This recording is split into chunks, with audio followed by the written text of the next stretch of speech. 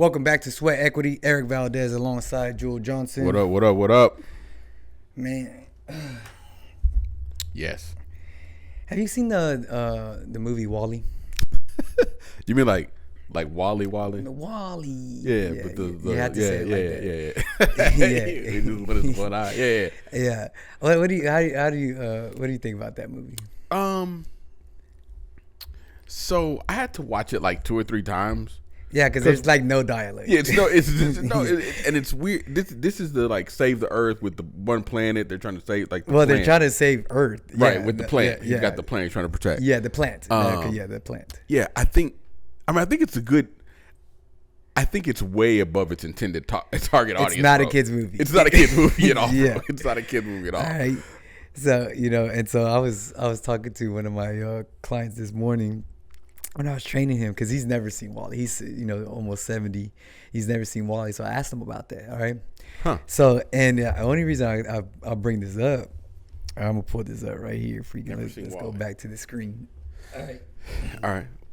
Because Volkswagen, all right, they came out with a chair, just like WALL-E's. All right. And you talking about history repeating itself? All right. Look at that thing right there. Oh man. So this thing could go up to freaking 12 miles per hour. All right.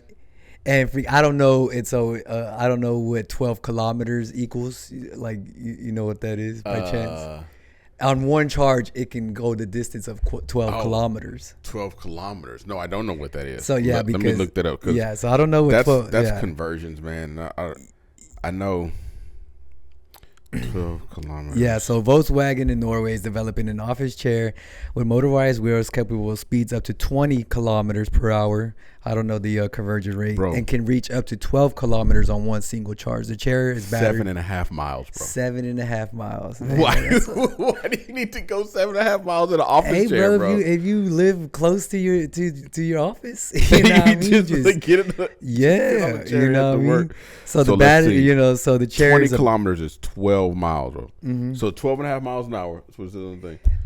Yeah, so no, it goes up to 20 kilometers per hour, and on one charge it can reach the distance of 12 kilometers an hour. So so it's 12 miles and it can go 12 miles an hour, and it can go 7 miles on one charge. Yeah, so yeah. Come on, man, stop. So yeah, and so the chair is battery powered and features an LED armrest, lights, and signaling on it, a rear view camera. Oh no, bro. 360-degree sensor for obstacle awareness. It's controlled by foot pedals instead of a traditional steering wheel like that.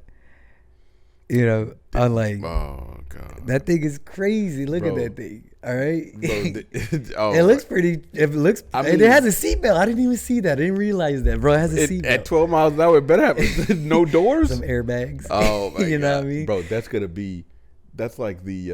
And man, look at this little component right there. Look at that right there. What is that? What does that look like? Man. Radio, Bluetooth. That probably turn signals. Oh yeah, like that. So.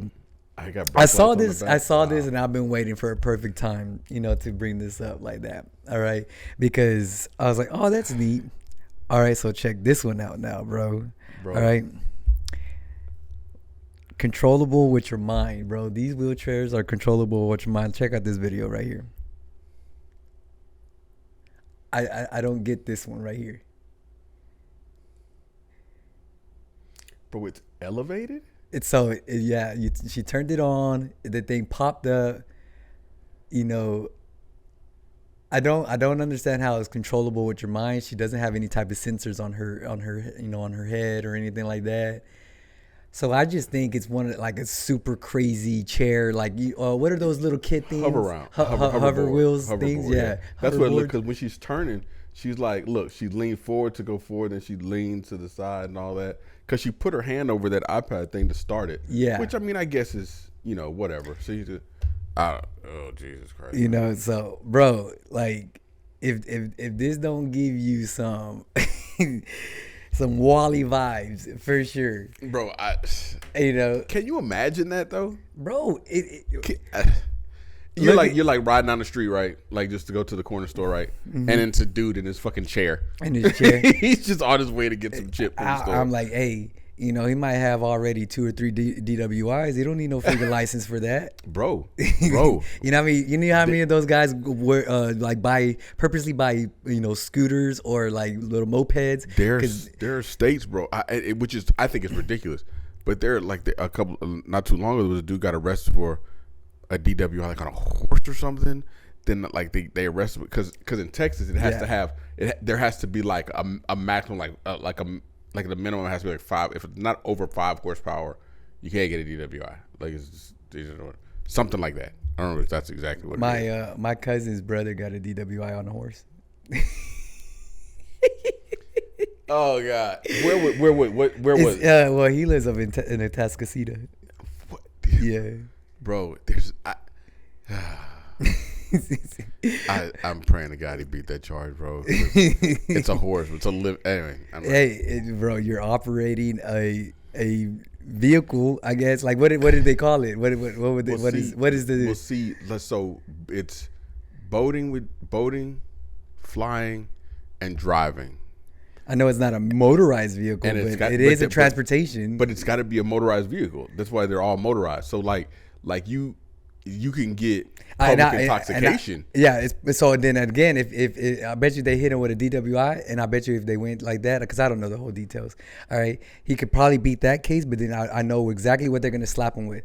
Is it public intoxication? All right, and then animal abuse or something like that. Maybe they always, but they will definitely they'll definitely do public intoxication. Like, oh my God. But bro, but back to the chair, bro. All right, talk about like history repeating itself and stuff like that. Cause like, all right, freaking let's think about other movies where right now everybody's always like the race is to like who can make an AI robot, for the family house. Have you not seen, have you not seen Terminator? Have you not seen, AI? People are completely missing Skynet, bro.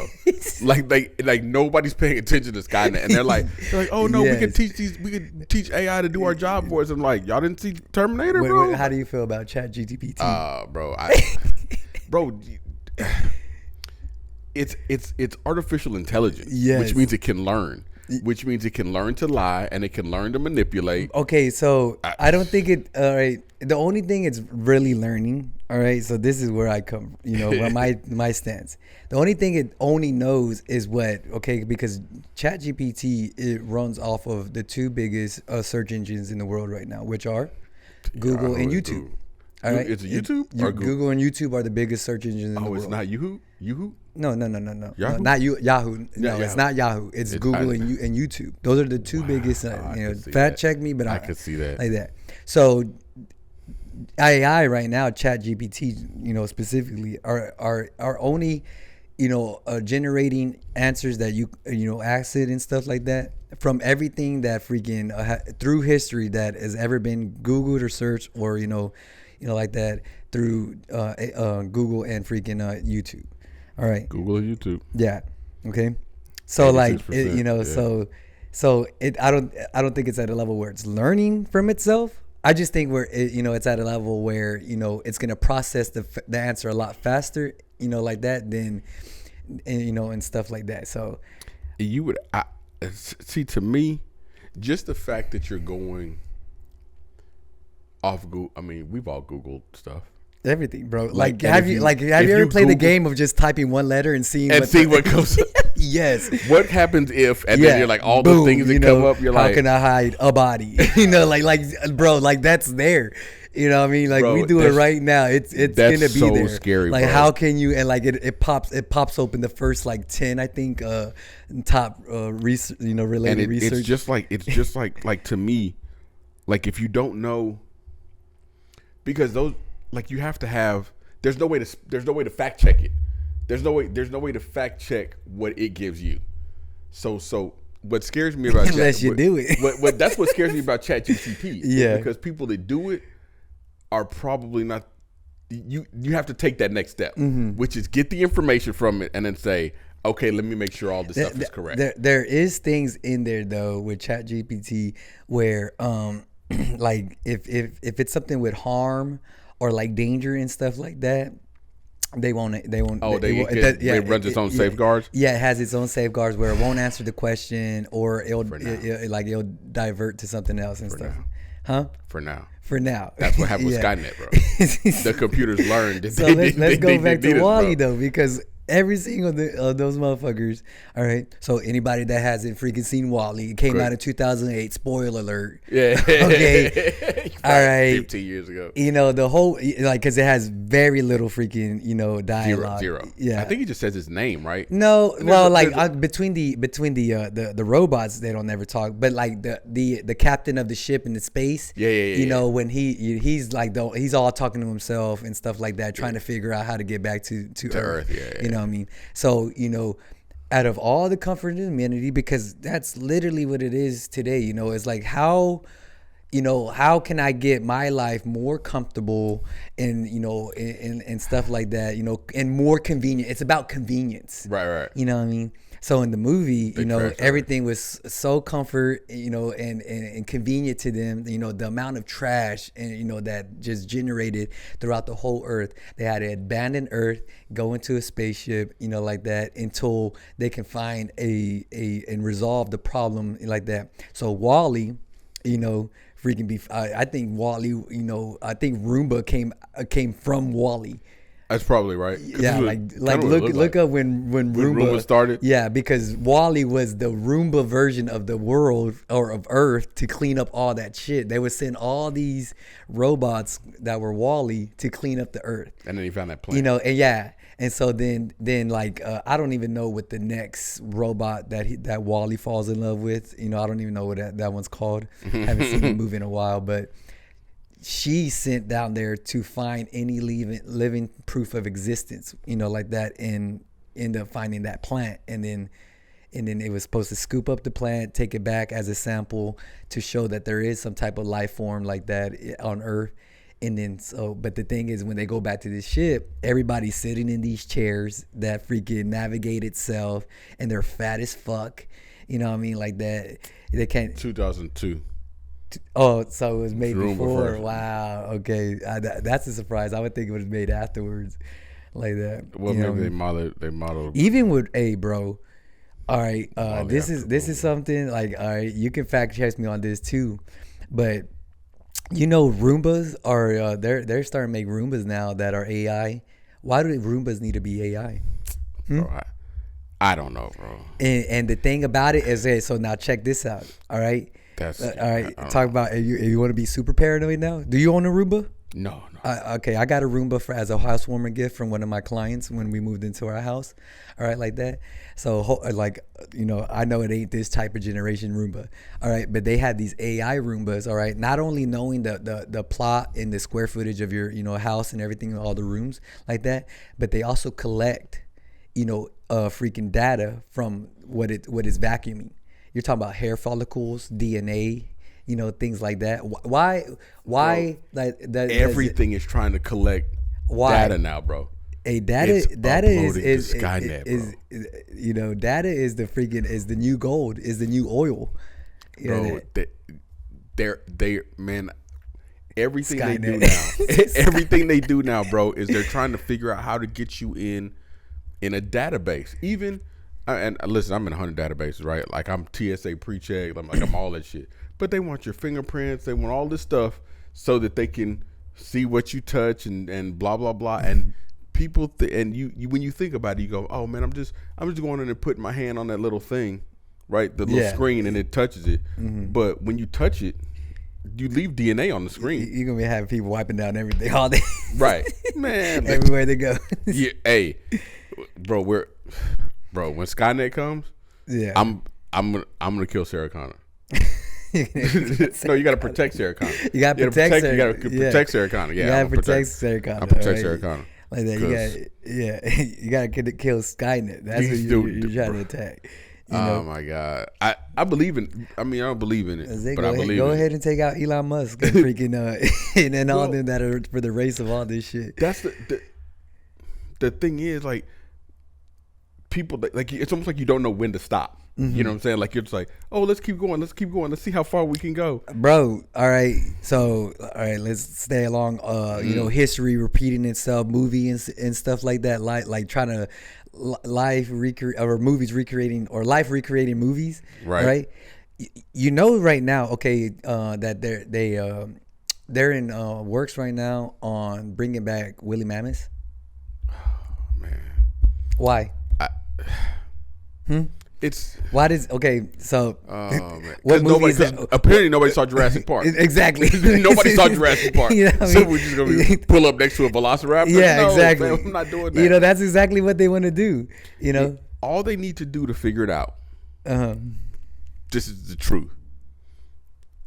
Go on Fox 26 and just watch episodes of The Simpsons. The Simpsons predict everything. The Simpsons predicts everything. If The Simpsons don't say that, then it's probably legit. You can do it. But if The Simpsons have them recreating a woolly mammoth and all of a sudden it eats up Springfield and all that, don't do it. Don't do it because The Simpsons, bro, and The Simpsons was doing it like these are like they predicted Trump would be president, bro. Mm-hmm. The Simpsons predicted Donald Trump would be president. How? The freaking so Illuminati, bro. All right, let's take a little left turn. I don't want to get all paranoid and stuff like that. But I saw that. I thought I was like, man, black helicopters. You know, they're gonna be everywhere, bro. Everywhere, right? bro. Like that. All right. Talk about The Simpsons, all right? Because freaking a meme came out the other day predicting that in this one, it was the character Mike Tyson fighting a white guy. Okay. Who just fought right now? Oh, Ngannou and Tyson Fury.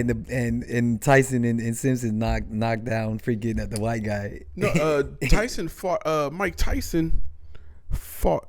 Not the episode where he fought Homer. Yeah, so that's who they were portraying. Yeah. They were portraying that Ngannou was Mike Tyson, and who trained Ngannou for the fight? Mike Tyson. All right, and then Homer being the fat, freaking guy who was who's the fat guy in the fight.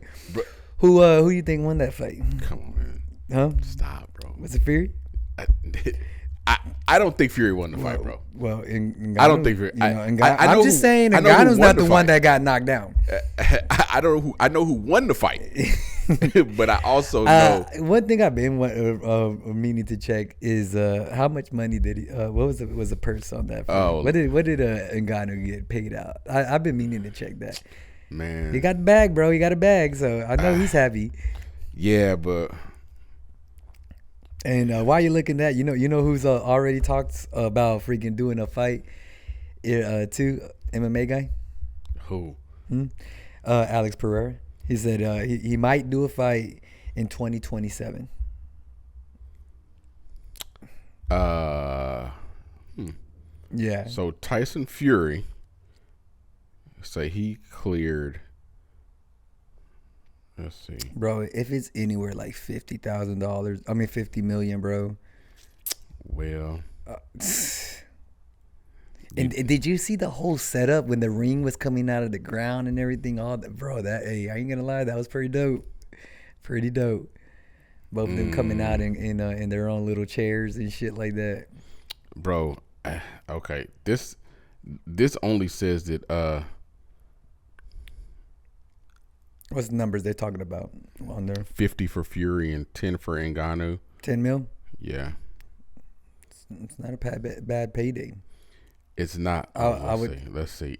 Well, it's not considering that they say that Ngannou made something like $600K or something, or maybe for his fights for the Cyril Gane fight. They say he didn't even clear $1 million. Yeah. Like, I'll fight this dude and even to get 10, yeah, that's. But bro, that's just so crazy to me. Yeah. And the freaking 50 for and somewhere near 10 million for Ngannou. Got the bag, bro. That's all he's been. And then you know what I saw too. All right, taking 10 million though. 0-1 All right. Okay. Dude, and they came out rankings with professional boxing rankings. He's ranked right in the middle. All right. I think it's like 1,000 something freaking heavyweight fighters, and he's ranked number 500 something. Yeah, right. Just square in the middle with one fight. One fight, square in the middle, like that, off one loss. You imagine being the very last guy? Be like, what the fuck? I've been in here fucking 10 years. Right. And this dude does one fight, gets the bag, and he's already rated. I mean, but in all fairness, bro, can you name? I can't name 10 heavyweight fighters right now. The Fury, freaking Usyk, Wilder, freaking the Mexican guy. Fuck. You talking about Anthony? Anthony, was it Perez? It's Ruiz. Anthony Ruiz. Then Anthony. Then the other Anthony, the black guy that he knocked out, the English dude. Oh yeah. Anthony. Yeah. I know what you're talking about. He's British, right? Yeah. I can't think of his last name right now. Him. And then that's where it stops. So, yeah. No, not that. It's not Thomas. Anthony Joshua. Is it Anthony Joshua? That sounds right. Sounds right. Anthony Joshua. Right.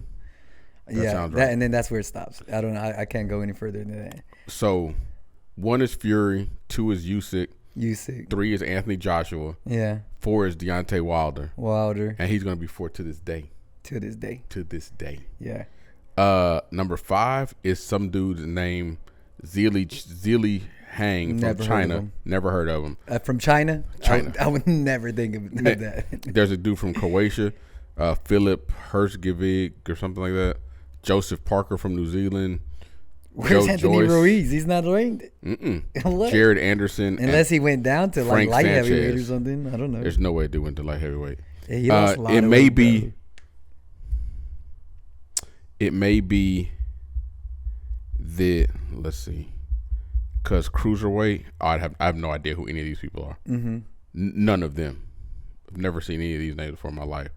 I just don't think that there's that many, like, I think the fighters right now, bro, like the actual boxers, I just think boxing is done, bro.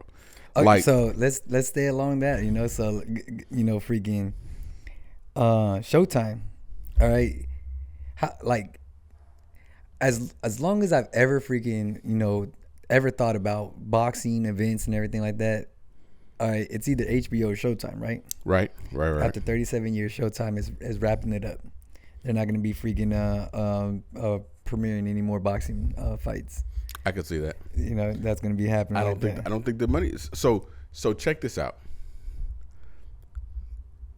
Top 10 pound for pound. I'm going to name them from 10 to 1. Like current top 10. Current top 10. These are people that are not of all time, but actually 10, Josh Taylor. Josh Taylor. Exactly. 9, Teofimo Lopez. Okay, but he's retired. Hey. I don't even know how he like that. He retired. 8, Gervonta Davis. Okay. Tank. 7, Devin Haney. 6, Dimitri Bivol. That he beat Canelo. Last. Errol Spence. 5. He just lost. Usyk. Canelo is 3. 4. Number 2 is some dude from Japan named Naoya Inoue or something like that. Yeah. Junior featherweight. And we all know who number 1 is. Yeah, it's Bud. Yeah, Bud. He's a savage. I'm surprised freaking Fury isn't on there. But he's retired too though. The Fury is coming back for Usyk, but he's retired. This was just an exhibition fight. Bro, maybe that's why they maybe he's not in it because they don't have because he's retired. I don't know, bro. I don't know. I'm looking at these names pound for pound, bro, and I don't recognize anything. I think everybody's going to pure combat sports, bro. It's okay, well, that too. But I was listening to this one person like that, and he was running down all the fighters right now, all the premier fighters that's still in the game right now, like that championships, right? Champions, okay. And the thing is that freaking boxing, what he was talking about is lost, freaking a lot of its freaking money and stuff like that because the champions, they don't want to fight. You're talking about freaking once a year, these guys are fighting. Max, maybe twice a year. And that's been for like 10 years, 15 years, bro. Freaking Charlo. All right, before the Canelo fight, he hasn't fought in 3 years, bro. It's still a champion, all right? And then he comes back and then loses to freaking Canelo. Canelo, like, I don't see why Canelo isn't freaking in a pound for pound, champ right now. Win or loss or whatever, because he's honestly the only active fighter champion, like that. Being a champion and active fighter. Like, I think this year, I think just alone this year, probably, I think he had like 2. Did he have 2 this year? Bud had Bud only had 1. Bud only had 1 this year. He only had 1. I think the reason, yeah, they're talking about all of them. Bud's Tank, Bud's all welterweight. All of them, they're all just one fight, one a year. Freaking, some of them are taking a year, 2-year layoff, 3-year layoff, and and the thing about it that makes it even worse is that these promotions, all right, the WBC, WBA, all these these promotions and stuff like that, they're not even asking or freaking requiring them to freaking fight. They're just letting it happen. And then I'm like, so if the champions aren't fighting, why would anybody else? Yeah, why? So Canelo's had 4 fights in the past 2 years. From 22 and 23, Canelo's had 4. Mm-hmm. Let's keep going. So let's look up. Let's go to Bud. Terrence. How do I spell Terrence? Terrence Crawford, Terra. Bro, these names, bro. NCE. These names, bro. Let's see the deal with Bud. So Bud has had 2 fights in the past 2 years. Once in 2022, and December 2022 and July. So once a year, you see, again, like, I think this is partly on all the promotions, Same with Errol Spence. All the organizations, like, it's just too many. It's too many promoters. All right, then there's too many freaking there's too many belts. Too many belts, yeah. Too many organizations. All right, and then, I believe that for sure. And then then these guys, they all want to protect their O. You know what I mean? Not everybody wants to follow suit and be freaking everybody wants go and like Mayweather make the bag and then not freaking put their O in jeopardy and shit like that. But Mayweather, he did what he did, but I still think that you still have guys like Mayweather, but I'm still gonna say the greatest of all time is Muhammad Ali. I'm still gonna say Muhammad Ali's greatest of all time. Arguable, bro. Like greatness. Like greatness. He's like Mike. He's the first that did it. Yeah, for sure. Greatness, bro. Yeah, but like lose, come back. Yeah. Didn't give a shit.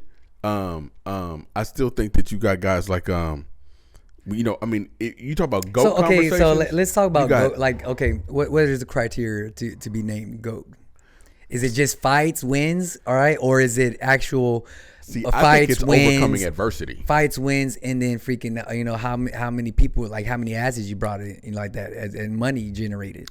See, because at the end of the day it's a business, so like I don't know if you can count asses and seats because of the time. Like Muhammad Ali, when Muhammad Ali was fighting, bro, you could turn on channel 11 and watch it from your house, like for free. So I don't know if asses and seats matter, but like to me, when you start talking GOAT, you start looking at the combined record of your opponents.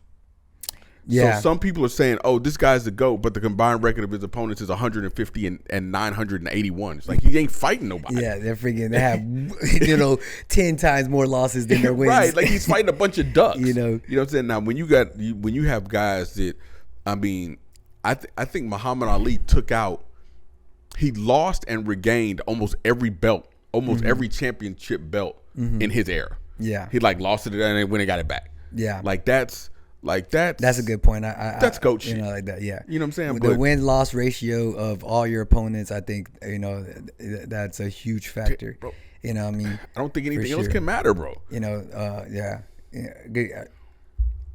I'm like, because all these belts are just like, a lot. You see a lot of these belts and stuff like that. They're like, oh, I'm the lightweight belt, and then I'm the super lightweight belt, and then I'm the freaking ultra lightweight belt and stuff. Like, and then what is it? It's like literally a pound or like one, or like two, like a 7/10, difference, or like like what? I mean, but look, boxers are tough, man. Boxers are tough for sure. But I think that what kind of lends itself to boxers being a little more conservative with their losses is that they call it the sweet science. Yeah. You know what I'm saying? So it's more like, you know what I'm saying? Like, it's more like, oh, this is way more technical than MMA. So, those guys are just brutes. They just go out and beat each other. We're scientists. You know what I mean? I know they're not saying that. Yeah. But, it's like, come on, man, get out there and fight. Like, how can you say you're the best and you literally will not fight the guy who has the same belt in another organization? Like, yeah, that's always a head scratcher. You know what I mean? Fight the guy like that. It's and then when like now you're starting to see this because this is twice now that has happened. With Earl Spence and Crawford, and then now Canelo and freaking Charlo, where now it's unified. Freaking champions and holding all the belts. Like that's never been seen or heard of until now like that. I'm like, okay, well, it's now happening like that. We just need one belt because they made that one special badass belt for freaking Canelo and Charlo. Right. Like that. You know what I mean? But I think so even with all the MMA fighting organizations, because there's a bunch of MMA fighting promotions across the U.S., but they're still the premier. Yeah. Right? Except like we talked about before, one may be starting to inch into the premier status, but not in the U.S. Yeah.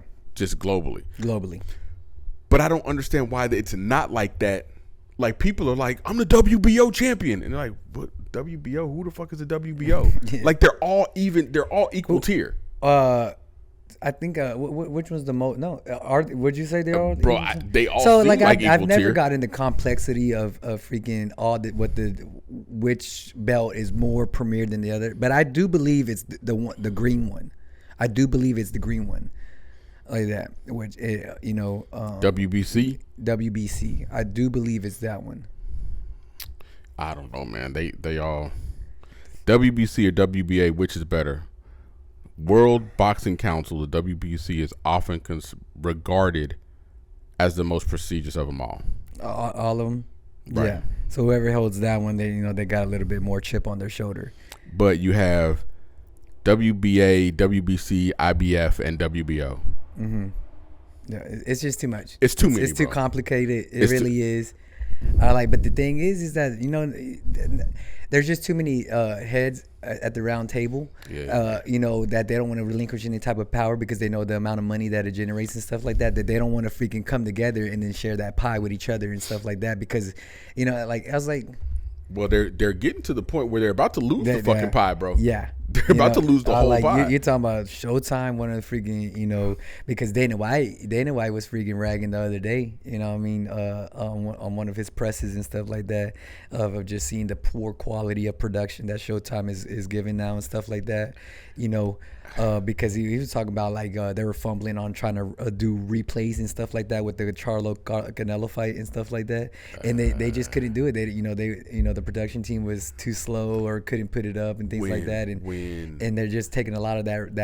Showtime tried to do Strike Force. Did they try? I think it was Bellator. They tried Bellator. I know that Bellator and Strike Force. They tried. Showtime tried a couple of times to dabble into the realm of MMA, and they could not handle the UFC, bro.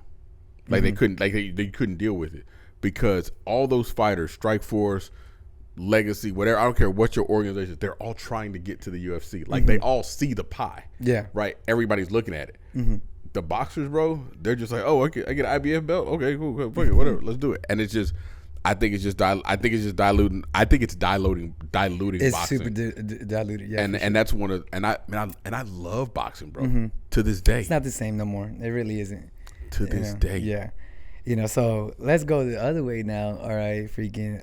Let's stay along the bag. Right now, both freaking. ways? Which way? Where? Both ways? No, the bag. Yeah, let's go. Okay. Let's stay along with the bag, right here. All right, because money. Showtime, they're losing out and stuff like that. But there's another freaking production right now, ESPN. All right, they freaking came out with their earnings. All right, the first time ever in 2022, they generated $16 billion. ESPN Plus, bro. You got one promotion, one production team, you know, freaking losing out. You got this one freaking thriving, you know what I mean? But okay, without even a guess, it's the contract with UFC. Well, no, they just recently got bought out by Disney. Disney. But then, yeah, it is the contract with UFC as well. You know what I mean? Did you hear how that came about, the contract with UFC? No. So for the longest time, Dana White, you know, was trying to get this contract with UFC. All right, but one of the presidents, the guy that actually freaking signs off, you know, like agreeing with the contract like that, he hated anything and everything to do with MMA. He didn't want nothing to do with it. All right. And Dana White, you know, is on record saying this in the interview and stuff like that. You know, it was like coming up to the deadline, and you know, and he was trying to get this deal done, and it wasn't happening. Well, coincidentally, you know, like Coke picks and freaking like side chick picks came out of the freaking the president, you know, that signs off for ESPN like that. He resigns. Freaking the new guy comes in. He's all about MMA. Bro, I remember hearing and that, freaking bro. Yeah, have you heard that? I remember. Yeah, I don't know that. full details, you know, like that, but that's along the lines. It's mob style shit. Yeah, exactly. It's mob style shit. Oh, you don't? Yeah, okay. Oh, okay. We're gonna get some. I bet you private investigator kind of stuff, bro, like that to find some dirt. When you think about it, like, there's a lot of shit that I don't like. Like, there's a lot of things I don't like. Yeah. Right. But if there's a market for it. And it's making money, then you need to figure out how to make money off of it. If it's making money, there's no brainer. You know what I mean? Like, if it's not illegal, it's not right, and then hurting people, you know, like that. Yeah, it's so I'm like, look, your job, ESPN, it's to broadcast sports. Yeah, this is one of the biggest sports. Y'all got the Ocho. Yeah, y'all got squirrels on jet skis. Pizza flipping stuff, but you won't cover some. Come on, I mean, some combat sports. That's literally a no-brainer. And then, because I mean, shout out to Dana White. You know, you feel about him how you feel about him, but then that UFC Fight Pass, they've got grappling events going on there now too. So they're doing submission grappling. So it's like it's a combat sport. You have a market for it. It's out there. They start to see that everybody was turning to flow grappling. Yeah. To watch flow grappling, flow wrestling. And so like, hey, what's it called? UFC Fight Pass. No. Well, that's but the actual their events, that it's called like UFC Invite or something like that. Oh, because I think Eddie Bravo maybe holds them. So Eddie Bravo, I don't even know what the name of it is because it's UFC Fight Pass. I see it all the time because I do have ESPN Plus. I have a subscription to that, so I do see that. For sure, like that. So, bro, that's a lot of money, man. That's a lot of money, bro. 16 billion, like that. All right. So, invitational. Just UFC, Fight Pass. It's the invitational. It's just the invitational. Since we're already on it like that. What do you think about this crown, bro? I think it's crazy, bro. Crazy good, crazy bad. Crazy good, bro. Crazy good. So. IBJJF. It's just a Grand Prix, right? It's just. Or like, what's different about it? Why are they hyping it up so much? Other than, hey, I'm not gonna lie, the winner, they're paying. Okay, what's the grand prize? Oh, I don't know. It's probably like 10 grand or something like that. But it's that they're finally. It's that IBJJF has finally realized that there are people that want to be professional jiu-jitsu athletes. And they're putting together an event where people can make money, right? And it's a 4-man tournament, right? Yeah. For the crown. So that's why I just said, I was like, is this just a freaking a regular freaking Grand Prix, or like, why is it the crown? That's why they're deeming it the crown. That's just they just dubbed it the crown. I don't necessarily know what that's about, but probably to add some prestige to it to make people come, because like So we're doing. We got men's crown, men and women, and this next one that's coming up is in November 19th, midway right before Thanksgiving, and you got the featherweight division. $15,000. That's what the price, bro. That right? It sounds about right. I personally don't think that that's enough money to call somebody a professional athlete, but it's a start because we have if in an event like this, if it doesn't amount to 1 year's annual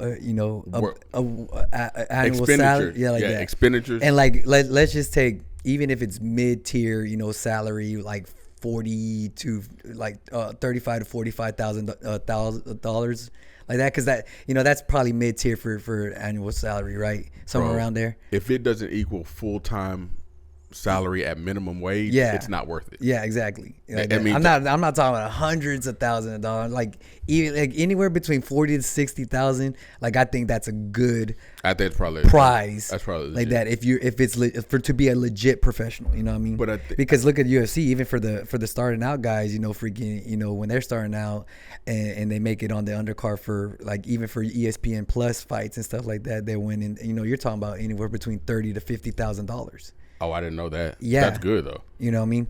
And then, if you fucking have fight of the night or performance of the night, that's an extra $50,000 bonus. You know what I mean? Right. The bonus itself pays for your freaking annual salary. It's worth it. And but I mean, listen, I think that they feel like they have to start someplace because they have a lot to compete with, bro. And I think that one of the big things for them is, which they can kind of get away with it, is there's not really a lot of places that are paying in a gi right now, except for the Abu Dhabi tournaments. Now, would I like to see it on a larger scale where it's like, we're going to run a tournament and it's going to be a crown tournament and you get up and whoever signs up for it, and your grand prize at the end of the day is $100K and you've got a 300-man bracket and the tournament takes place over 3 days. I mean, I get it. But so this one coming up the next month, you've got 5 brackets. In your featherweight bracket for the men, you got Samuel Ngannou, who just won Worlds. I think he's gonna win this for sure, man. Well, his first match, his matchup, Diego Pato. He's coming up. So you remember that video that everybody was looking at from Worlds where the dude got punch choked to sleep? Punch choke, yeah, that was Pato. Yeah, but they're not. I don't think they've ever been in the same weight class. I think Pato is freaking coming up. He's probably fighting a little bit bigger because who else is in that division on the other side? Fabricio Andre. Man, he's kind of died out. He's been real quiet. You know what I mean? I feel like you're right. And Isaac Doderlin. Isaac, he won Worlds 2 years ago. Didn't win the last round. He came back. He went to the finals again. But lost. He lost to Samuel Ngannou. So, he lost to Sam. Did he? He lost to Samuel Ngannou in the semis. In the semis because he beat Alex Saudre. Yeah. One of the Saudre brothers. Yeah. So, I think that's a good set of names, real quick bro. Before you finish those. All right, and I can't find a definite answer on this like that, but just off of revenue for memberships. All right, what's your membership for IBJJF a year? Is it $35? $35. It's 35, yeah. Just off of memberships a year, $2 million. They could pay so many more people. Do the math, do the math at a tournament. Houston Open, I think I paid $110 for Houston Open. All right, there's probably how many fighters? Bro, probably 500 people per tournament. Do the math. Easy. Yeah. At $100, if you conservatively you're go $100 making half a meal right there. You know what I mean? So then you take out your overhead. Your overhead's not $100K. No. So you're making $400K per tournament.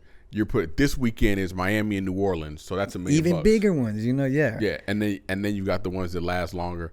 I definitely think you could pay people more, So continue with the brackets for sure. So the women's lightweight division is Luisa Montero, staple in the women's division, versus Brianna St. Marie. Now that chick's been tough, bro. Yeah. And she's been scrapping. And on the other side, you got Tata Ribeiro. And she's fighting Giniana Libre. I can never say her name. But bro, I think that's gonna be tough, man. I think it's gonna be some good matches. It's kind of like the old guard versus the new guard in both of those matches because Tata and Luis have been around for a long time, but then Saint Marie and Jen, they're storming up. So the middleweight division. Yeah. Oh, I thought is it middle or would it be for heavy? It's men's middleweight. Oh, middleweight for men's. Okay, I thought okay. Tynan versus Pedro Maia. Andy Murasaki versus Mauricio Oliveira. So Tynan has beaten Andy before. I think Andy's an amazing competitor. I'd like to see them fight again. Yeah, it seems that he's always getting edged out, by the better guy. Specifically just talking about, Tynan and then freaking Jansen. Yeah.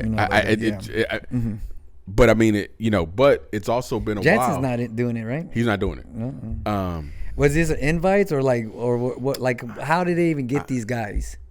Invites, they're just invites, it's invites, or are you available kind of things? Because I'm pretty sure they invited Jansen and Tynan. I would have 100% have invited Jansen and Tynan. Yeah, if you want that to be your this invite. Is what I was thinking, bro. Check this out. All right. Or if I don't see why they didn't make this. You want to talk about freaking the crown and who's the best? Check this bracket out: Tynan, Jansen, all right, freaking Mika, and Andy. Oh, right, like bro, check tough it out. Check that bracket out. Tough it out. Yeah. Let's figure it. You talking about you want to freaking really generate some revenue and people will. So the huge tournament, the big tournaments. They only do 16-man brackets. So if there's 70 people, there's like 5 16-man brackets. And honestly, I recant Andy. I'll put in Ty. Oh, nothing on Andy, but So okay. I'm glad you mentioned Ty. So we'll mention that we gonna go back to Ty because Ty's got some exciting stuff going on. He's coming up with one, right? Your bro. Yeah. So, he's going against his brother, isn't he? No. Tonight he fights tonight in one. Bro, face off. They're there, regular face. Dude shoves Ty. Yeah. Boom, pushes him across the ring. Ty's like, okay, or the stage. Ty's like, let's go. I'm like, bro, I don't know who you are or whatever, but I don't know if you want to do this. This guy's explosive, bro. Yeah. That's going to be a good match tonight. So then the men's heavyweight division. Felipe Andrew, Francisco Lowe, Gustavo Bautista, and Anderson Ferreira, bro. Now, you have a picture of him? Yeah. That sounds like a familiar name. Anderson Ferreira is the guy. Okay, yeah. I've seen. He's the guy. He's new black belt, bro. Lighting it up. He fights in Europe, out of Europe someplace. Lighting it up, bro. Euros? Great, like crazy jiu-jitsu, bro. Like he's a really fun guy to watch. Super technical, a lot of explosion. I think that's gonna be it's gonna be good to watch. I just think that Bautista is like I can see Bautista and Felipe Andrews. I think Bautista's a big strong guy, and Felipe Andrews got that. He's got amazing guard for heavyweight. Yeah, he's kind of coming down, freaking from his prime. He's being a little quiet. Like he's winning a lot of like regional stuff like that, but like at the pans or worlds and stuff like that. He's and that's why I think that if you want to do this, you see him getting edged out. You should do this on a big level. Like don't have like a 4-man bracket. Where's this being held at? It's at the Pyramid in Long Beach. Oh, Pyramid, okay. Yeah, it's at so we're the same place they hold Worlds. So it's a big event. Women's super heavy, Gabrielle Pisagna versus Amy Campo. Nachieli De Jesus I can see versus Melissa Stryker. Yeah, Galli and Nachi. Have they ever gone with each other before? I don't think so. I think that I think that their trajectories were different because Gabby started out doing a lot of Abu Dhabi stuff. Yeah. So she's like queen of the whatever the queen of the queen of the ring or whatever they call it in Abu Dhabi. Like she's done a lot of that, and then I think she switched over or she started doing more IBJJF stuff in Brazil, but not necessarily stateside. Yeah. Nachi had already made it stateside, so she was here chilling. Then she had her baby when Gabby comes up. So I think it's going to be interesting, but that's going to be, Gabby's got, You know, she's got some smash in her. She's got a good guard. Lasso Queen, bro. Like, Nachi's Spider Lasso is crazy. So I roll with her. I could not fuck with her Spider Lasso at all. Like at all, bro. It's crazy. She's got some really good transitions there. She trains with Heba, her husband, so he is with it. Now, men's ultra heavy. This one, you know, whatever. Eric Muniz, he's my favorite forever. Versus Roosevelt Souza, and Victor Ornario versus João Gabriel Rocha. Funny thing about João Gabriel, if you ever get an opportunity, go back and watch. I think it was Fight to Win, maybe Kasai. João Gabriel fought Gordon Ryan in Dallas. Yeah. How'd he do? Bro, I think he won the fight, bro. Oh, yeah? It was one of those? I think he won the fight, and I think it was one of those where after the match, like, you know, the foot lock, Gordon couldn't walk on his foot or whatever, you know, he couldn't do that. He had to take some time off. Gordon Ryan ultimately ended up getting the nod, but I actually think João Gabriel won that match. Yeah. Now, this would have been before Jewel was born. Yeah. So she was born in 19, so this would have been early 19, late 18 when the match happened. So 4 years ago. Haven't heard much from João Gabriel since then. Yeah, I've never heard him. He did a lot of team switching. So he first Soul Fighters and with Double Five with oh my God, I can see his face and I can't say his name, but he's a Double Five. And now he's with Alliance.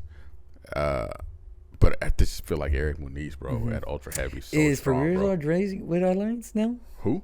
Fabrizio Andrade. Fabricio. Because I just saw a current video of him training, and he was in an Alliance gi.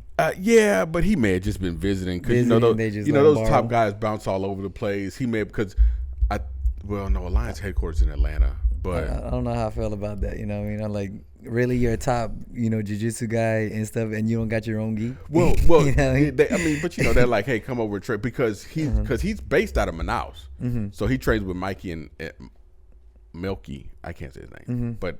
Yeah, Michael's dad. Yeah, in Manaus. So, he may have just. But still, you don't got your own gi though. Anybody looking from the outside that don't know. Oh, like I thought he was with this team. Why is he wearing their gi? So it raises questions. Yeah, but they also like to pump it. I just feel like, man, I just feel like Eric Muniz is so strong, bro. No, yeah, I think it's gonna be a cakewalk for him. But see, that's the thing though. Ultra heavy. Like if I was gonna say who is the best ultra heavy, yeah, you have. You know who I want to see? Yeah, you had to have Eric Muniz, Nicholas Margali. Who will be on the Victor Hugo, yes, for sure. And then Roosevelt's okay. What about Adam Wierzewski? Is he ultra heavy? I don't think Adam's ultra heavy. No, you think? I think he's super heavy. Who's another guy up there that maybe Hulk? No, is Hulk? I wouldn't want to see Hulk. No, not against those guys. But I definitely would. Those three for sure. And throw in someone that up and coming that's making a lot of noise. I just think if you want to tell, you have to have Margali and Muniz. Yeah, you have to. I mean, that's just whatever. But I still think there's some good matches, and I think there's always room for because when they went with each other the first time, they were teammates. The first two times. Yeah, they were teammates. Right. So it's like were they really going against each other? You know what I mean? It's like Lowe and freaking and Buchecha going against each other. This is what I think, man. This is just me. Yeah. I think that Muniz got the bye. He got the pass for weight. Yeah. And I think that when they met in Absolute, Margali got the pass for Absolute. I don't think that either one of those matches were real matches because that's when the IBJJF was like, you can't close out. So they were like, okay, fine. Yeah. And I think they fought. Yeah. But I don't think they fought. They rolled. Yeah. I think they rolled. They just rolled. They just rolled. Yeah. 100%. Yeah. So, but it's going to be good, man. It's going to be on the 19th. I think it's going to be some good matches, bro. Hey, and we talked about this. I think I like the trophy. I think it's pretty dope. It's innovated, the crown, like that. Pretty good, and me being just, a Game of Thrones, freaking nerd, I'm like, dang, I need one of those. But you're right though. The amount of revenue that they have and the number of people that they pay, they could pay a lot more. And invite only is good, but you're right. If you want to give somebody the crown in the middleweight division, I'm gonna need to see Tynan and Jansen. I'm not gonna lie to you. I feel like this tournament is a great premise, and and like that, and a good build up of what they're doing like that. But it still feels rushed because I'm like, a lot of these guys are not top tier. You know what I mean? You want to say that this is the crown and name it that? All right. Why isn't everybody on here not top tier?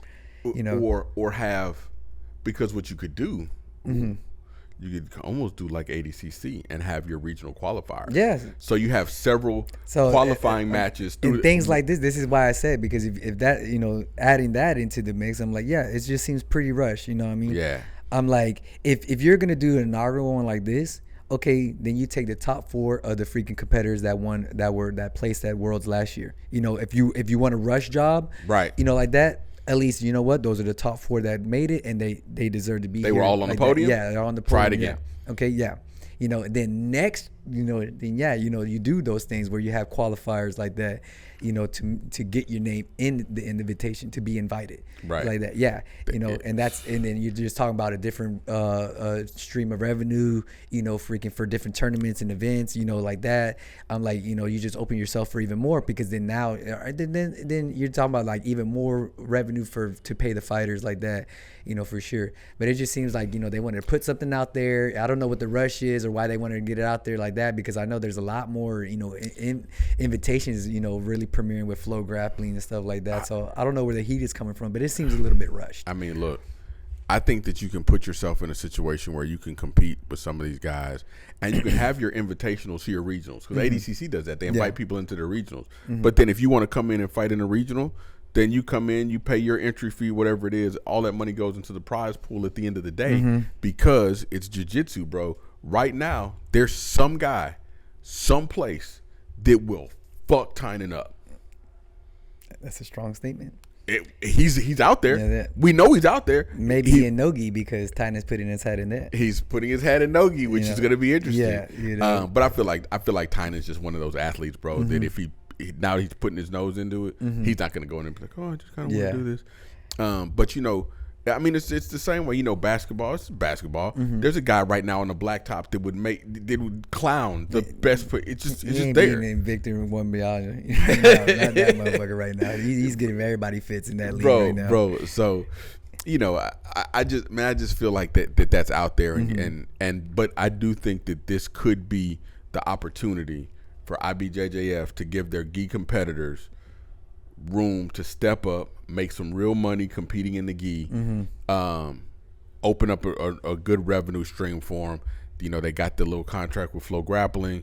Maybe some of that contract it's memberships, is all this. Maybe put some money behind it, get some sponsorships behind this crown, and actually be able to put money in people's pockets, because as you know, it's a lot of what pro ifs. fighter, as you know, bro, you got to eat at the end of the day, bro. It's hard on the come up, bro. You got to eat, the bro. grind is serious, and it's tough. A lot of mental aspects goes into that when especially after the loss. It's like, fuck, I ain't getting paid for this shit. Fuck. Right. So yeah, but even with a loss, that stings. But you got, you get 10 or 20,000, freaking after a loss. You know what? I'll try again. Well, but if you're going paying money to, and let's say hypothetically paying money to compete, because I don't believe that these guys at the top, I don't think that Tynan pays to register for any tournament. Okay, I don't think he pays to register. Now, whether it's a sponsor's paying for him or whatever, kind of makes me mad. Right. Yeah. Tynan ain't paying no money for to get in, whether it's a sponsor paying or whoever the case may be. But at the end of the day, like if I'm doing this and I'm still not making what the guy at Burger King makes, maybe making more in sponsorships, and I get that, but I'm not making what the guy in Burger King makes in a year, and I could be, I could lose my sponsorship at any time. It's not worth it to keep doing it, and so You got to make it worth it to keep these guys if you want them to stay. If you want them to stay and be able to put their name in and get the top guys. And I just think that this is I think it's a good start. I hope it keeps going and it does what it's supposed to do. No, I get it, man. You know that. So, hey, I'm gonna be tuning in for that one for sure, like that. Oh yeah, for sure. But let's shift the gears, in the sports world right now, but still stick with the bag, bro. Oh, hey. All right. Have you know who Brock Purdy is? I was just say Brock Lesnar, but no, Brock Purdy.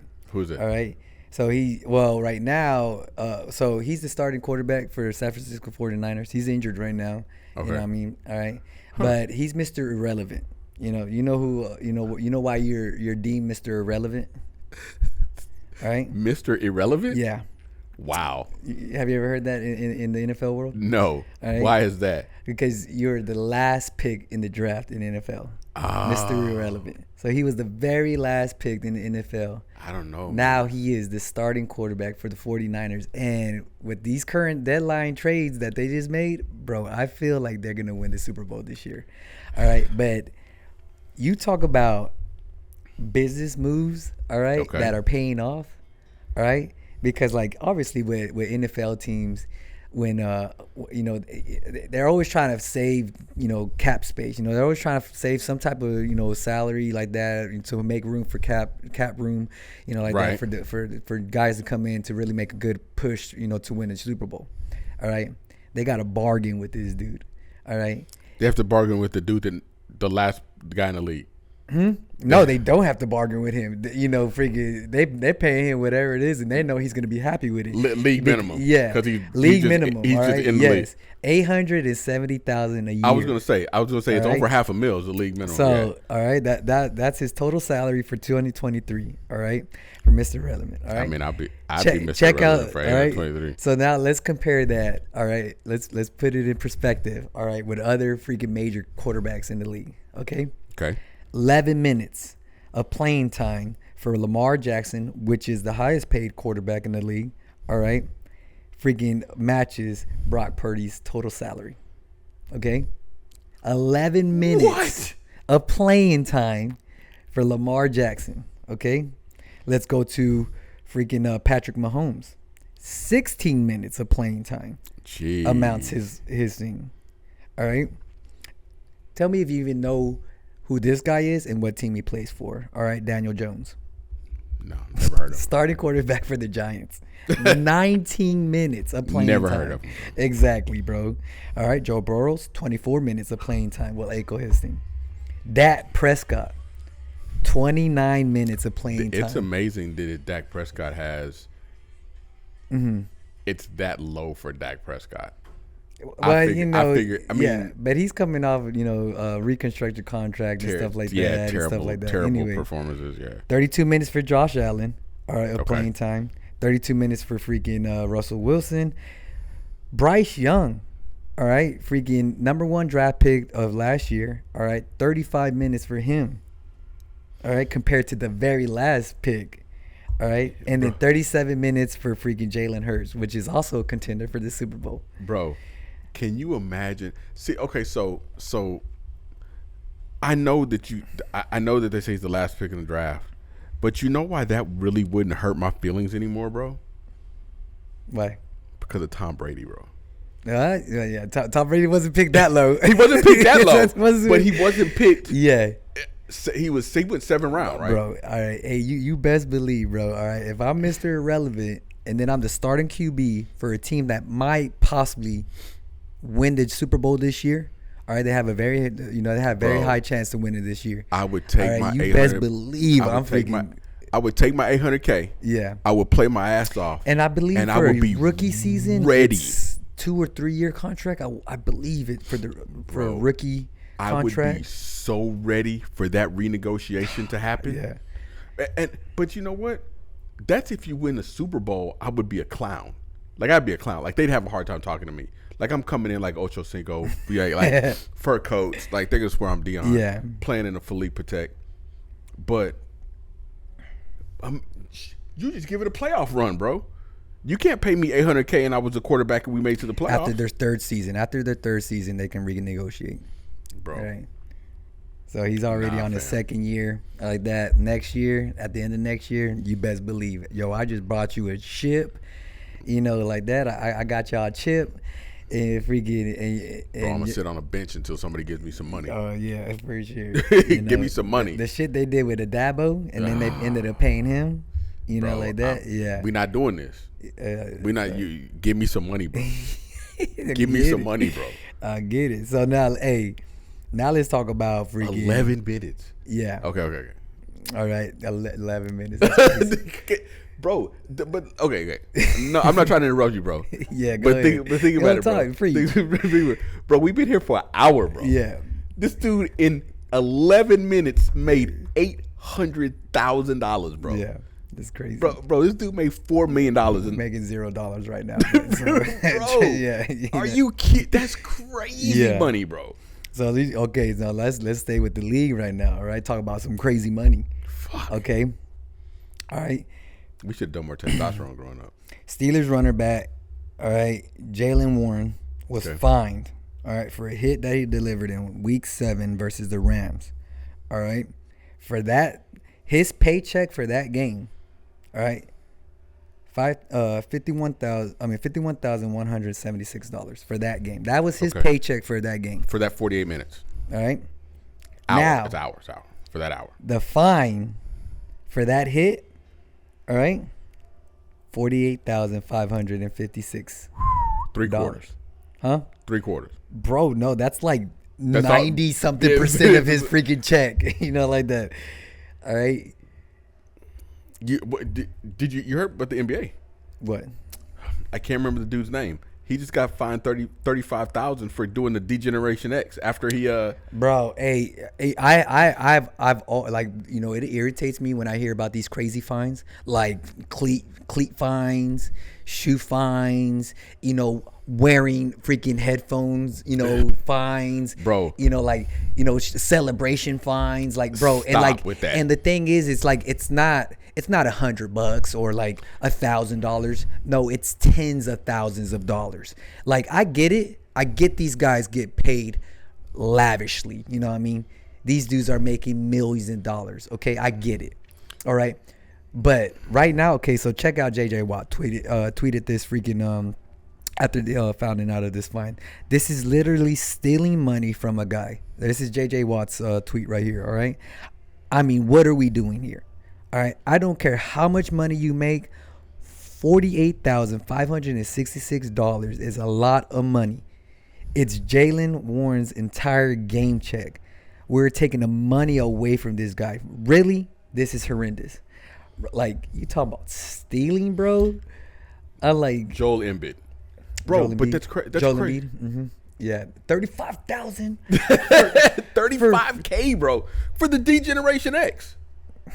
Bro, like, these fines is ridiculous. But see, here's the thing. And like, before you said that, my whole thing like that, when I see these fines, like, whose pockets are getting filled with this like that? Because it's going to the league, it's going to the NBA league, or it's going to the NFL league. Like, is this going right into the commissioner's pockets? Like, where's this money going to? And then on top of that, like, the crime does not fit the punishment, bro. Like, why are they getting away with that? You're doing this sport at the professional level is super about entertainment.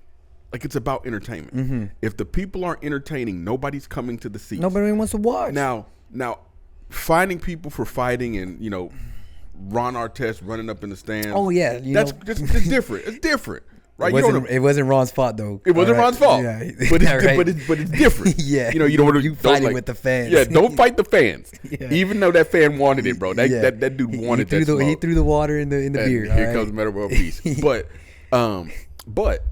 But that makes it entertaining. When you see somebody get dunked on and they hang on the rim and they come at him and, like, all of a sudden you're like, oh, nuts in your face. Like, you're like, oh shit, do that shit again. Like, that's entertaining. Yeah. I don't know what you want, bro. Mm-hmm. And then you're talking tasteless. It's tasteless entertainment. Hey, I love fart jokes just like that. But then and then let's edge it up another level, bro. Mm-hmm. Let's take it out of the realm of the rule book and let's take it to the realm of the athlete on the field in the moment. Like, bro, we were just down by 15 points. Yeah. I just flushed on this dude, and we're up by 1 with 0.8 seconds left on the clock. Fuck this guy. Boom, take that. You know who I feel like makes these rules, bro? All right, it's people in the office that never played a sport. Never played. Like that. They don't have not one competitive bone in their body. Couldn't bounce a basketball. And they don't understand, like in the moment of with adrenaline and like freaking and that payoff, like that, what it does to you. Yeah. You know what I mean? Bro. Like, I don't care if it's a Saturday at grappling games or it's freaking, world championship, bro. Like, it's the same adrenaline that's running through that guy's body on Saturday, that is running through freaking Patrick Mahomes' body on Sunday. As the dude on the blacktop in the park. Like, it's the same. It's the same thing, bro. Yeah, like, you know what I mean? Like, in the moment right there, like, there's a huge sense of accomplishment like that. Let the guy live in it. You know what I mean? And like, why you got to fine him $30,000, $40,000, $50,000? That's crazy. What you're paying me to do. Yes. You're paying me to get to this moment. I got to this level because, freaking people love what I did. And now you're fining me for it. You're paying me to get to this moment. Yeah. You're paying me to get here. Mm-hmm. Like, if you wanted to watch like a bunch of people just sit around and play chess, bro, like, go watch a chess match. Like let's think about all right. Let's think about a sport that's not deemed very entertainment. All right. Golf. Okay. Right. Now, all right. Would you say you're a golf guy? No. All right, but I can guarantee that you can recall this moment in golf. All right.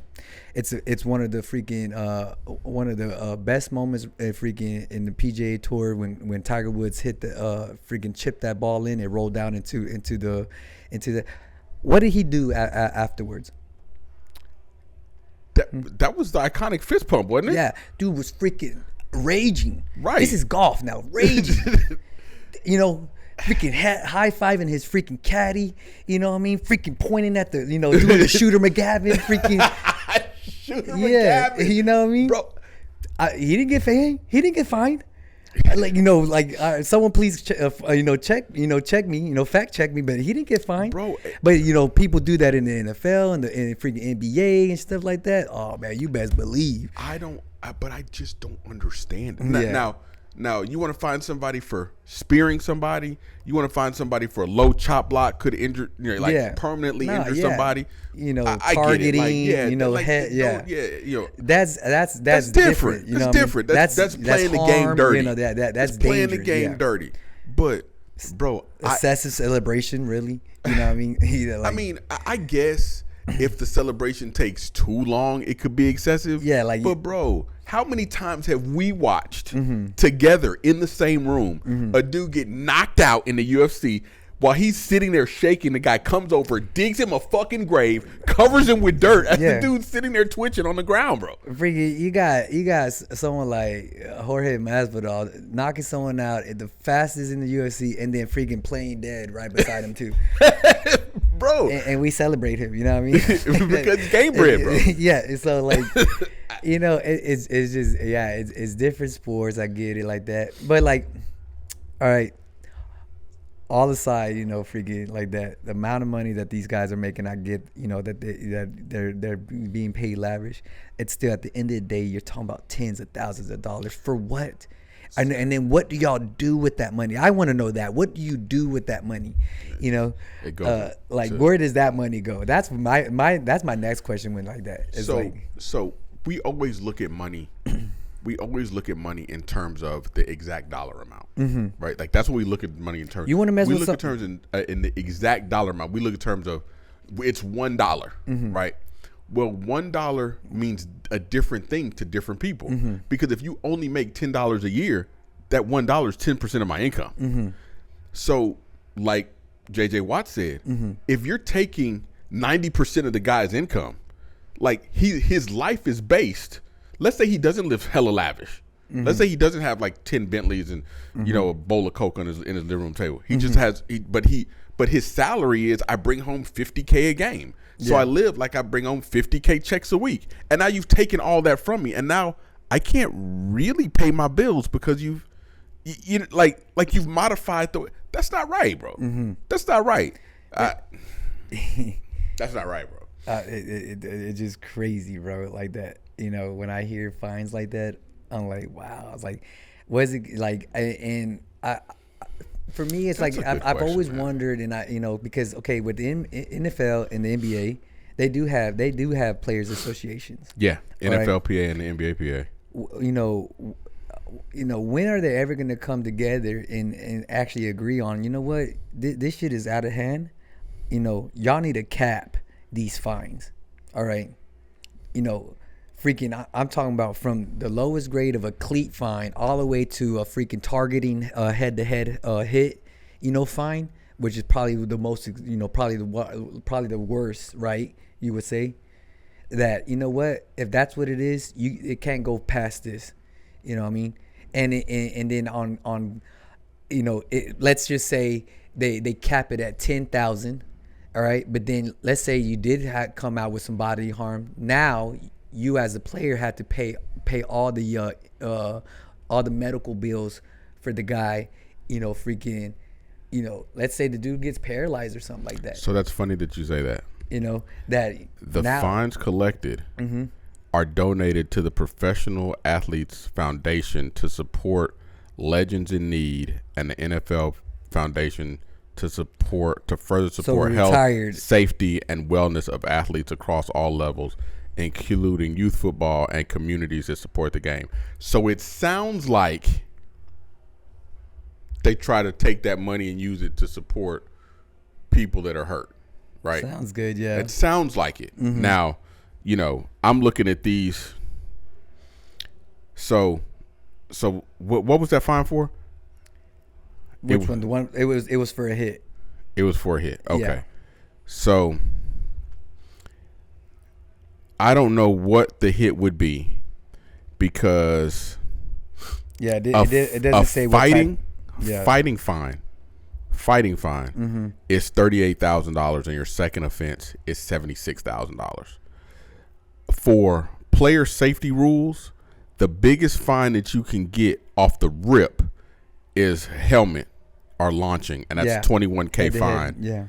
And then the second offense of that is $43,000.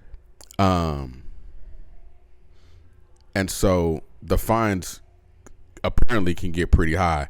Hitting officials is, but see this, hitting officials is a huge. Yeah, that's a no. Everybody knows don't touch the officials. Yeah, but this is what's weird. Now it says physical contact with official, and you can also get a $30,000 fine for verbal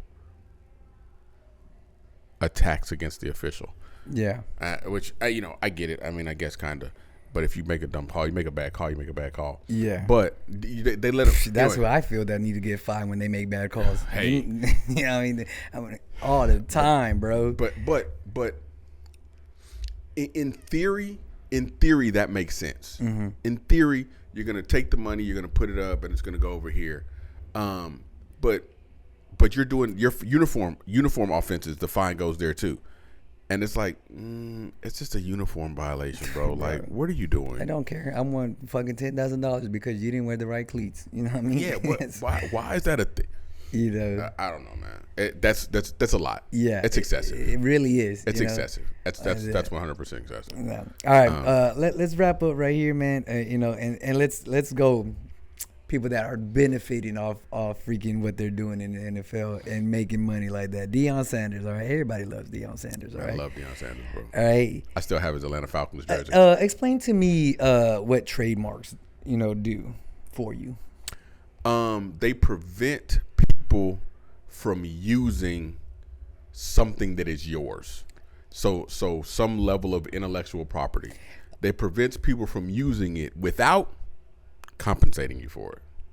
So if you get a trademark is copyright is for paper. Mm-hmm. So if you copyright like it's saying like lyrics, it's just lyrics. You copyright your lyrics. Nobody can use those lyrics. It's different with lyrics because they go through ASCAP, but it's the same thing. Mm-hmm. Nobody can use those lyrics for monetary gain without paying you money. Okay. And trademark is just saying things. Trademark is an actual mark. It's an emblem. It's a 365. Yeah. You trademark 365. Nobody can put that Texas license plate 365. I need to go sue freaking Whole Foods because they have their own 365 freaking brand of food. I don't think I'm gonna win that though. But you know you do that. But that's what it's for. It's so that people can't take your mark. Yeah. And then reuse it, because what people will do is they'll try to pretend that they're you. Mm-hmm. And then and that whole thing. But that's what trademarks do. All right. So Deion Sanders. All right. Freaking just trademarked 3 new things, all right, of his sayings. Give me my theme music. Have you heard that one? Yes. Okay. Bull junk, because he doesn't like to cuss. All right. And Prime Time by Deion Sanders. Okay. Okay. I like that. Freaking and then too, he has, and then that's also with It Ain't Hard to Find Me. And the other one is I think it's I Took It Personal or something like that, or Make It Personal or something like that. I mean that kind of makes sense. Mm-hmm. I think what they did, and I think that what he's trying to do is stop the .commerce. So I don't know if you remember what the .commerce did, but have you ever looked for, like, to start a website and typed in like Mr. 365 and you can't find it? Yeah. It's like already used. Because they want you to pay them for that. People would just go out and they would buy up a whole bunch of domain names. I'm just gonna take all these domain names. And then when you go try to use it, you have to pay for it from them. Mm-hmm. And so when you end up in a situation like Deion's in now, because he's been primetime his whole career. Mm-hmm. Right? Like, he's always been called primetime. But so to be at this point and then be like, man, I need to put some lyric, but it's because people have always, said prime time. So I mean, I get it, but Deion, I mean, I wouldn't. Just leave it. If you had a trademark or your something, your own saying, what would it be?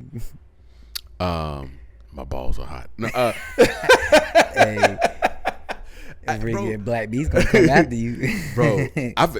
Anyway, dude just got mad. Anyway, we talked about that offline the other day. Mm-hmm. That stupid arrest he got. Yeah.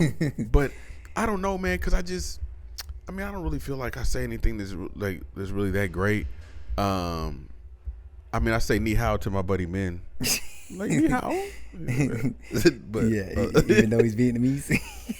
I think he's Chinese or Korean. We don't know. We don't really know. Yeah, bro. Anything Asian, he's my go-to. I want to know exactly what they're talking about. So he covers it all. He's the Tokish Asian guy. Tokish Asian guy. Yeah. Him and Paulo will compete in Miami this weekend. We're all gonna be out there. So good luck. He'll turn to a dragon. He's reaching that level now. He's getting there. But no, bro, you have to do things like people like Deion who are in the public eye all the time. Yeah. People will take your stuff, they'll take your saying, they will take your likeness, they will use it to start their show. They'll use it, so you'll start to hear it. You'll be like, some rapper will be like, "It ain't hard to find me," and it's Deion's voice in the back. Like, you can't do that. You have to, if you're gonna use that soundbite. Yeah. Run me my money. Yeah. My friend, I was talking to my friend, and he was telling me, he's like, "Hey, bro, I ain't gonna lie to you, man. I'm starting to listen more and more to your show, and your ass got me saying nah mean." I was about to trademark that. Hey, I mean, I think, I'm not even sure if this ever happened, but one of the ones that definitely could have happened out of Houston. Hold up, Screw. Yeah, because that was on the Screw tape. Man, hold up, Screw, and it was always a thing. And so people say, and they do it. They do whatever they want to do. But yeah, man, I think that's what Deion. I love Deion Sanders, bro. Yeah, and he's a boisterous kind of guy too. Bro, so anything that comes out of his mouth, that freaking. Do you remember him at FSU? Like that. Hey, bro, he's a bad man. Bro, with the curl and the gold necklaces coming out of the tunnel, bro. Yeah. Look, curious, bro. He had that Soul Glow on. That Soul Glow. Right. I think that's why he was so fast, bro. Yeah. I think he was just sliding on Jerry Curl. He's the only man I know that can freaking rap or like play a Sunday night game. I mean, he can go on Saturday Night Live and then play a Sunday night game the next day. Bro, that dude. Yeah. That dude, man, was to this day the only man to ever play a baseball game in the World Series and play a playoff game in the same day. Bro, yeah. Do you remember when he left the Atlanta Falcons and he had to D-up Andre Rison, who he had just been playing with for years, like they were buds. Don't matter. And he D's him up, and then the camera goes or whatever, and it pans off to the side. And then it pans over, and him and Andre Rison are just going toe-to-toe on, like, the 35-yard line. They're just boxing, bro. Yeah. like nothing else. I was like, what the – bro. Yeah. Man, that dude's crazy. That dude's crazy, bro. Any closing thoughts? Huh?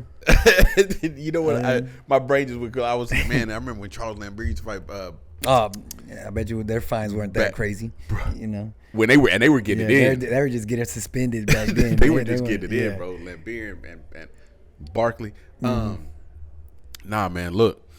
World sports is crazy. Business is crazy. It's a lot going on. We definitely have to get back to it. But guys, I want y'all to pay close attention. If you're not looking, bro, watch what's going on with your mortgage rates in the market. Watch what's going on with the market, bro. It's a lot of crazy things going on out here. House mortgages. If you're trying to buy a new house, probably wouldn't do it right now. Wait a minute. But we'll talk about that later. We'll talk about that next week, next episode, we talked about this before, which way we want to go with this one like that. And, for sure, I want to get to some money stuff like that and protecting your money, man. Just watching it right now. Things are going too crazy. For sure, like that. Right. Early premiere weekend for Modern Warfare 3. Game's crazy. Good looking out. Watching Jiu-Jitsu. I'm finishing up Spider-Man right now. That was a dope ass game, bro. Yeah, get MW3, bro. I gotta finish this first, one game at a time, because I start to play too many games and the wife starts asking questions. What are you doing? Yeah, I get it. Didn't you just have this game? I'm like. No, I'm just playing the same game. Nah, she knows. Yeah, but bro, and like I say, I can't thank you guys enough. The outpouring of support every week, getting more and more views, and I'm loving it. So yeah, it's great. Watch out for Skynet. All right, don't buy into these chairs. Get your ass up, walk around, use your own feet. All right, stop being dependent on all this technology. You know what I mean? Like that, they're gonna come get you one day, like that, for sure. Right out the house. Even though it's pretty badass, but still. All right. The chair's gonna be remote control. It's gonna drive everybody to one location. Oh my God! Exactly. That's exactly what's happening. Slaughterhouse. That's what I'm worried about the Tesla. Yeah. They uploads information to the mainframe all the time. Stuff, everything needs freaking your name, your social, your date of birth, and I'm like, well, for what? No, that's why I want to keep a carbureted engine. Hey, data is the new oil. All right, for sure. Yeah, you're right. All right, guys. My name is Eric Valdez alongside Jules Johnson. All right, this is Sweat Equity. You can find us at on Instagram at SweatEquityHTX. All right, look us up on Spotify, Apple Podcasts, guys, and then YouTube. All right, if you made it this far, guys, all right, go ahead and hit that like, that share, that subscribe button, guys. All right, that notification, put your notifications on like that. All right, and then again, guys, all right, give the gift that keeps on giving and share out. If you like what we're talking about, share it with another friend or family member. All right, for sure. All right, until next time, guys. All right, we'll see you. Ni hao, man.